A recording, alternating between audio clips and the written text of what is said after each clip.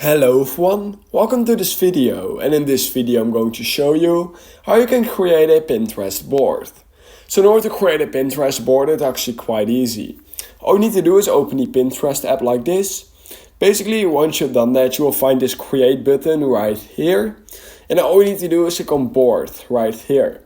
Then you need to give the board a name, so for example test. You can make this board a secret, meaning you will only be able to see it.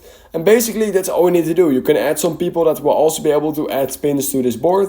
But if you don't want that, just click on create.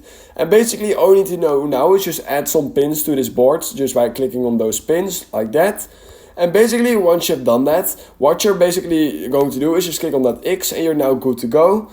And basically you've now just created a board over on Pinterest basically. And yeah, that's literally all you need to do. So, if you learned something from this video, please consider liking this video, subscribing to my channel. And I hope I will see you in my next YouTube tutorial video.